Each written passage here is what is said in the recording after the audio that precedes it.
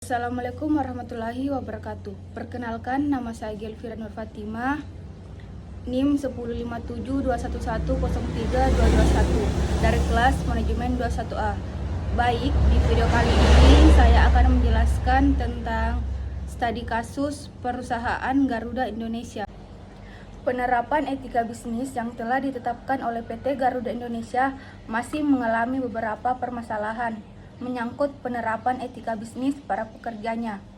Hal tersebut dibuktikan dengan adanya kasus-kasus yang menjegal PT Garuda Indonesia dalam praktik bisnis mereka. Salah satu kasusnya adalah kasus persekongkolan antara para pelaku usaha meeting of means untuk meniadakan diskon atau membuat keseragaman diskon. Ada kesepakatan meniadakan produk yang ditawarkan dengan harga murah di pasar. Dalam kasus ini, Garuda Indonesia dinyatakan bersalah karena melanggar pasal 5 Undang-Undang Nomor 5 Tahun 1999, yang mana pelaku usaha dilarang membuat perjanjian dengan pelaku usaha pesaingnya untuk menetapkan harga. Pada tahun 2019 lalu, publik juga sempat dihebohkan oleh kasus penyelewengan jabatan oleh Ari Aksara, yang dimana selain melakukan praktik rangkap jabatan, Ari juga melakukan penyelundupan Harley Davidson dan sepeda Brompton. Kasus ini berakibat pada pencopotan jabatan Ari Aksara oleh Menteri BUMN Erick Thohir. PT Garuda Indonesia juga mengalami kasus terkait laporan keuangan.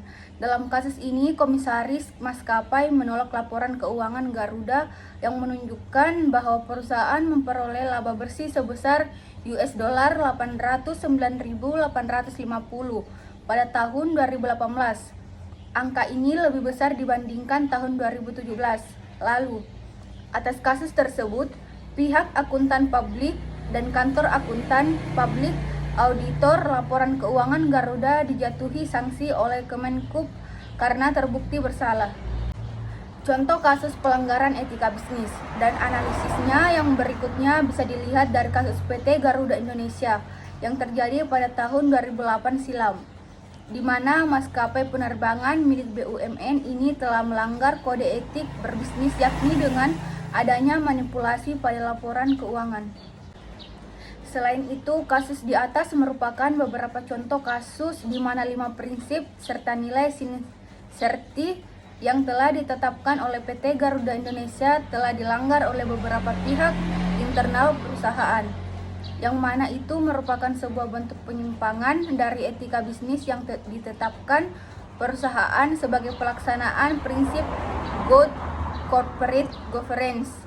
Untuk itu, perlu diterapkan perbaikan internal manajemen Garuda Indonesia, khususnya terkait pengimplementasian etika bisnis dalam praktik bisnis mereka. Demikian materi singkat tentang kasus perusahaan Garuda Indonesia yang dapat saya sampaikan. Akhir kata, billahi fisabilil haq, fastabiqul khairat.